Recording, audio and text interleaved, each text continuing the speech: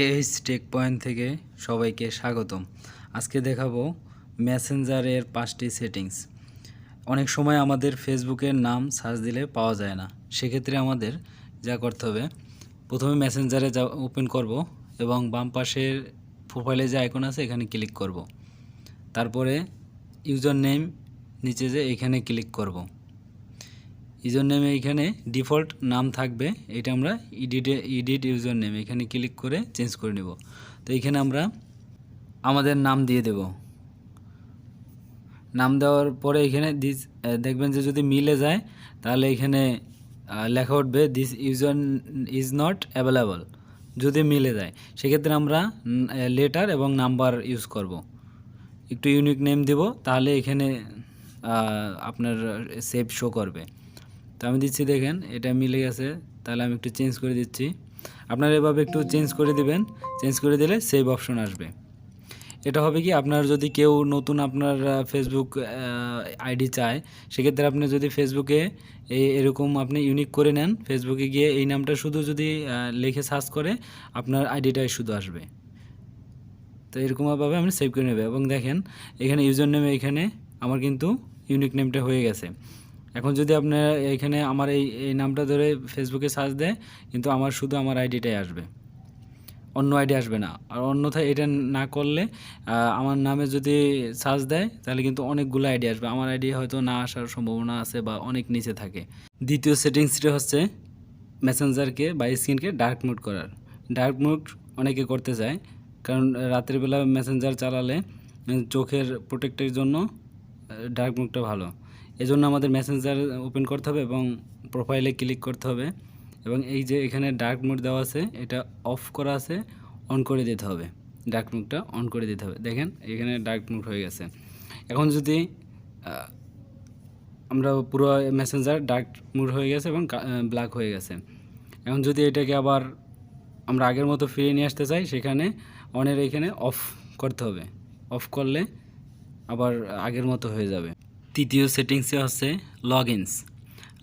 আপনার মেসেঞ্জার বা ফেসবুক অন্য মোবাইল থেকে ইউজ করছে কি না এটি দেখার জন্য, এবং আপনি যদি অন্য কেউ চালায় আপনি এখান থেকে ওই ডিভাইসকে লগ আউট করে দিতে পারবেন। এজন্য আমাদের মেসেঞ্জার ওপেন করতে হবে, উপরের প্রোফাইল আইকনে ক্লিক করতে হবে, করে এরকম একটা ইন্টারফেস আসবে।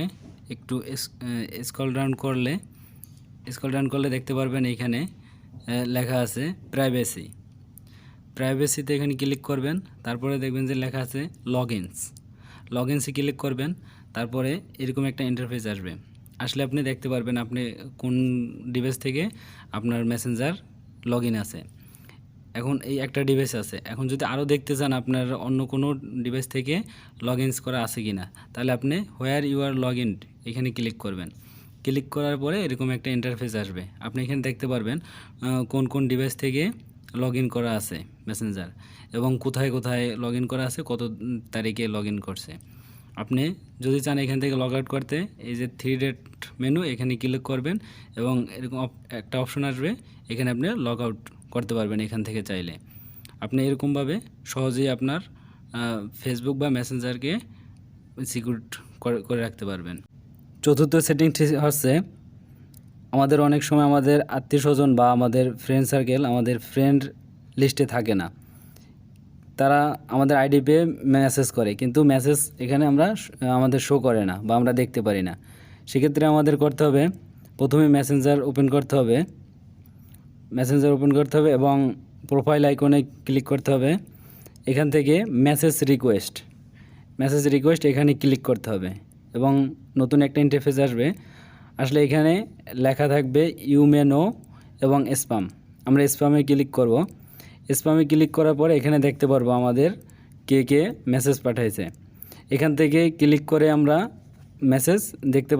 পঞ্চম সেটিংসটি হচ্ছে অনেক সময় আমাদের সিমের যে SMS এগুলো আমাদের মেসেঞ্জারে চলে আসে, বাই ডিফল্ট করা থাকে, এজন্য মেসেঞ্জার চলে আসে। এটি অফ করার জন্য প্রথমে মেসেঞ্জার ওপেন করতে হবে এবং প্রোফাইলে ক্লিক করতে হবে এবং যে ইন্টারফেসটা আসবে এটা একটু স্ক্রল ডাউন করে এখানে SMS লেখা আছে, স্ক্রল ডাউন করলে দেখতে পারবেন SMS লেখা আছে।